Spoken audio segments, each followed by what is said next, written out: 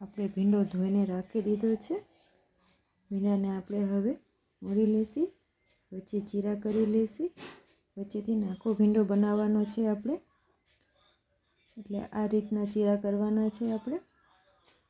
હવે આપણે 3-4 ચમચી તેલ નાખશી અને ચણાના લોટને શેકી લેશી। કપેક જેટલો ચણાનો લોટ છે તેને આપણે ગેસ ધીમો રાખી મીડિયમ આંચમાં શેકવાનો છે।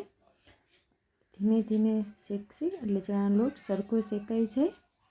ને આપણે 300 ગ્રામ જેટલો ભીંડો લીધો છે, જે આપણે આખો બનાવવાનો છે। આ બધા મસાલા છે, આદુ લસણ ધાણા ભાજી અને આખા મસાલા છે બધા, જેને આપણે ખાંડી લેશી। જીરું છે, મીઠું છે, એને હવે આપણે ચણાનો શેકેલો લોટ છે તેમાં નાખી દેશી। આ કાચા બી છે ખાંડીને નાખ્યા છે।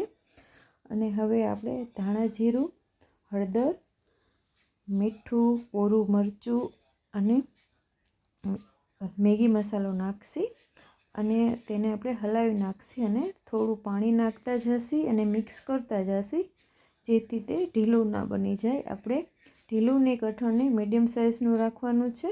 અને હવે આપણે શીંગું ભરી લેશી। શીંગુને આપણે આ રીતના ભરવાની છે।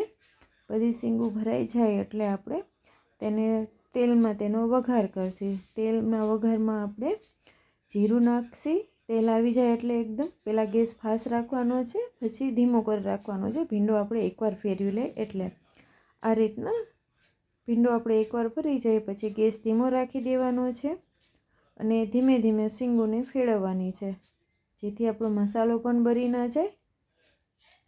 અને પછી આપણે એમ લાગે કે અડધો ભીંડો ચડી ગયો છે, પછી એમાંથી થાળી ઢાંકી દેવાની છે। એની પહેલાં થાળી ઢાંકવાની નથી, નહીંતર પાણી તેમાં પડશે તો ભીંડો ચડશે નહીં।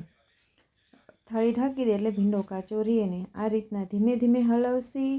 હવે આપણે એવું લાગે છે કે ભીંડો થોડો થોડો ચડવા આવ્યો છે અને પછી આપણે થાળી ઢાંકી દેશી। આપણો ભીંડો બની ગયો છે।